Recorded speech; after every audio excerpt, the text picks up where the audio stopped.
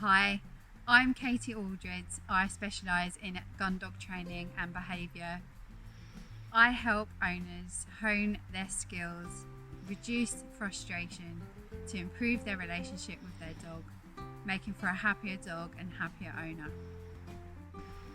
Today I'm going to go through with you about lead skills. One of the issues with dog training is a high reported incident of dogs not coming back to owners when they call them. When that happens, the dog is getting rewarded again and again for ignoring the owner and not returning to them.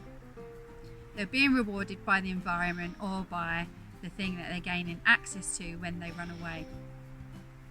One of the ways we can manage this problem is to use a long lead to prevent the dog from being able to physically run away and become rewarded for that running away. Using a long lead requires a certain set of skills so that you can use it effectively and safely. I'm going to just run through with you now how to do that. So here I've got a 15-foot training lead, and if you want to know the sort of lead that I'm using, I'm going to include a web address to my links page where I keep a list of all the equipment that I personally like to use. This lead in particular is really soft, which means it's more gentle on your hands. The first thing that we have to make sure we're doing when we're using a long lead is that we securely have the handle over the wrist. You want to make sure that the handle is laying flat on the back of your wrist. From here, you will take the lead up between your thumb and your index finger so that it's laying nice and flat in the palm of your hand. That's our first anchor point. We now have the lead nice and tight, as opposed to if the handle was all baggy. If the lead was to suddenly pull, it will snap against your wrist and could potentially cause an injury. With the lead like this, we then want to make our first bow. So we're going to take that bow up to the top so that we have the lead all in the palm of our hand. Then we're going to make our second bow by bringing our hands together. So you run that left hand underneath the lead with your hands facing towards the sky, and then you're going to bring your hands together to make the bottom bow. Then when we turn our hand over, we have this nice bow system. A bow to the left and a bow to the right, and our hand is the knot in the middle. We can then gather the rest of the lead up, bringing the hands together each time so that we end up with multiple bows in the lead. This end then obviously attaches to the dog.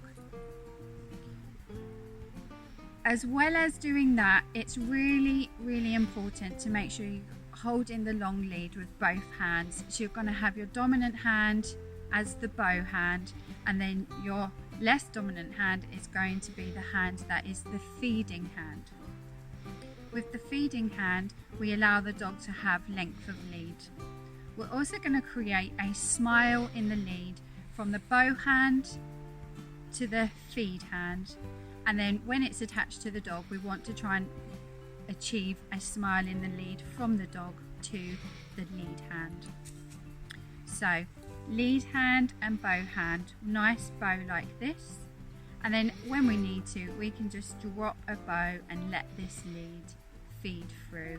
And because these leads in particular are round, that allows this to feed up. Without the lead on your dog, you can then just practice just letting the lead all out and then practice feeding it back in, remembering to keep your hands to the sky so that you can slide it and feed it, slide it and feed it. That's the way that it's going to be the easiest for you to do it when it's actually attached to the dog.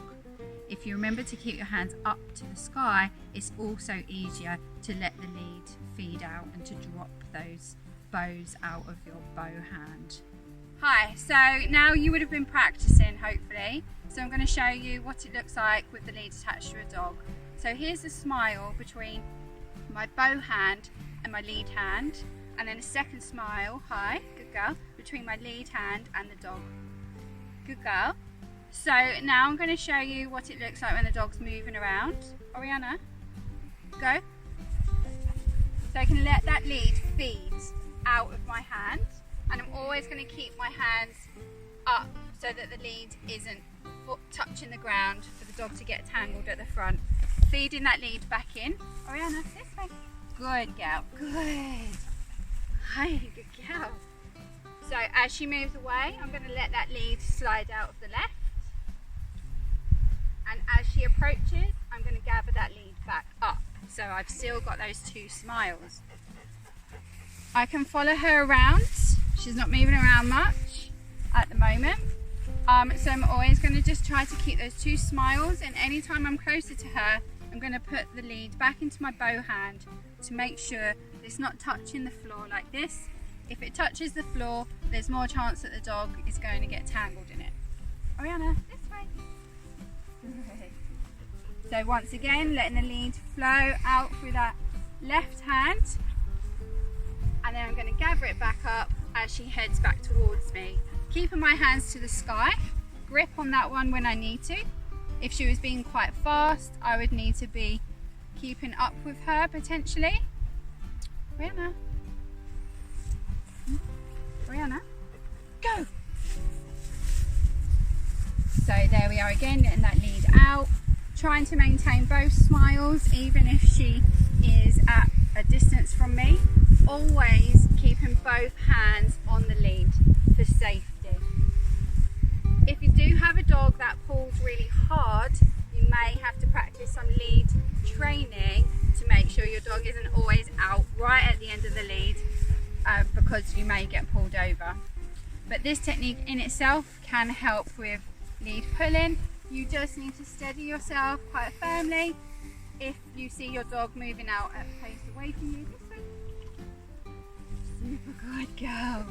So that you don't end up injuring yourself. If you do have a dog that pulls really hard as well, you're probably better to have them on a harness rather than on a collar, because you may potentially cause an injury to their neck. So when the dog goes to move off, you're going to try to maintain both hands at all times on the lead facing the sky, so that you can let the lead go out and then gather it back up when you need to. Let's go. So we're going to let the lead feed out,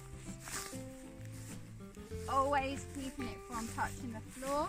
If she turns around to look at me and I am then approaching her, I'm going to gather it up as I approach. You want to try and keep your elbows about waist height, I'd say, to ensure that your lead isn't touching the ground. If I want to stop her, I'm just going to put gentle pressure on that lead. Good girl.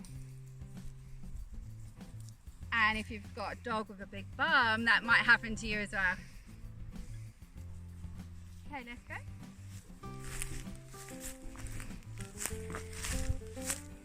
So even though she's gone to the full length of the lead, I'm still going to keep both hands on the lead. Really try my best to never let go of the lead with my feeder hand.